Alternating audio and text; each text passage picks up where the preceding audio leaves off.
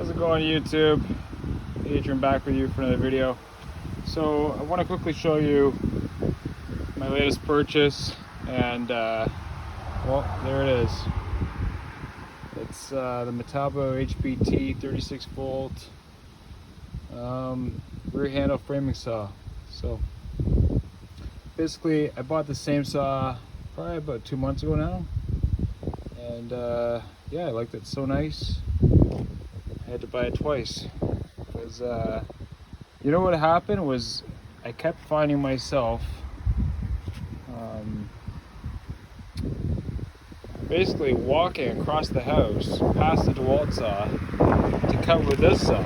So I thought, you know what, and it wasn't just me, so I thought, if it's so much better, why not just switch over completely?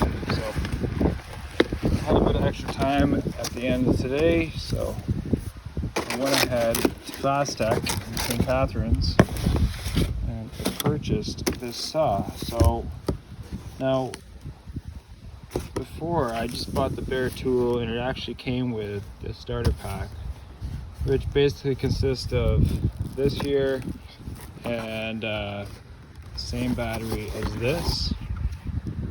So it's a pretty standard battery for the multi-volt. So it's 36 volt, but it'll also power your 18 volt tools. That's basically what that means. So once you take that stopper off, give it a full charge. I think, yeah, it has been far. So get that all charged up, and away you go. So let's just unwrap this real quick. Get that off. So basically, there you have it. So the only change I would make to this is I'd probably do something about that. Okay, whether in the form of super glue or a wood shim.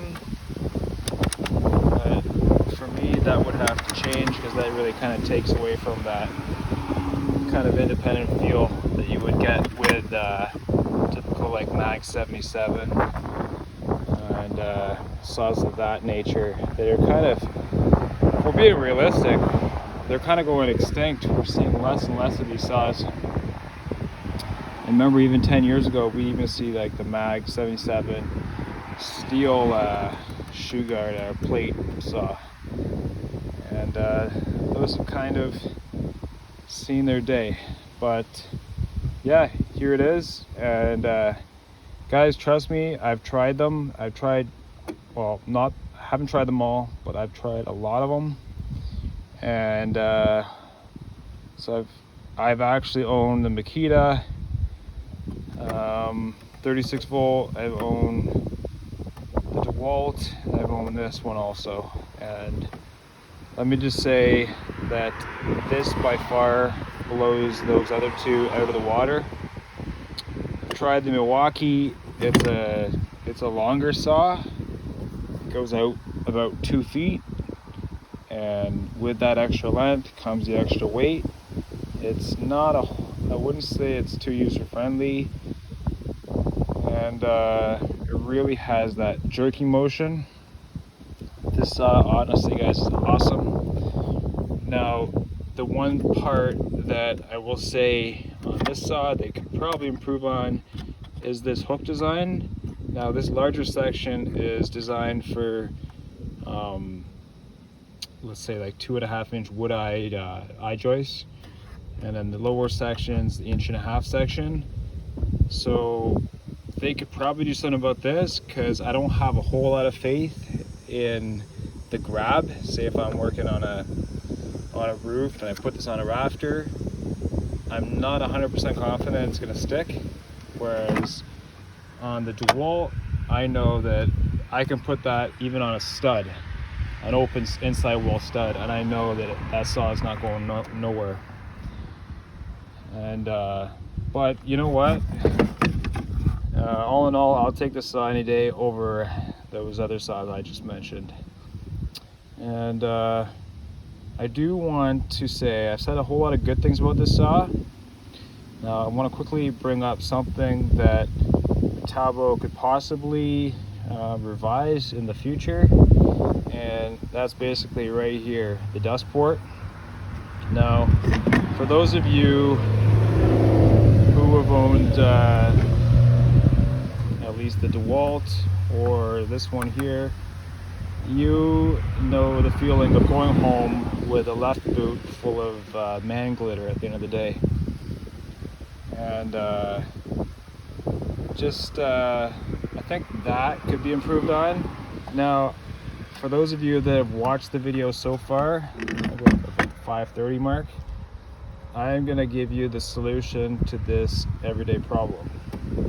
So here it is, okay? So I'm gonna quickly move this guy over, put it around. Okay, so here is my saw I've had for the better part of 3 months. Now, when you line up these two saws, the difference I see, besides the obvious wear and tear, is this guy right here. Now, it's one of the smartest little innovations I've ever seen, and it's from a company called Scientists, and they make them for every brand of saw, any major tool brand, including the before mentioned Milwaukee rear handle saw, the DeWalt saw, this saw, and basically it's what you see is a guard. So instead of blowing the dust straight to the left, it blows it straight back. Now, this obviously helps in many ways. I noticed it most when I was cutting stack goods.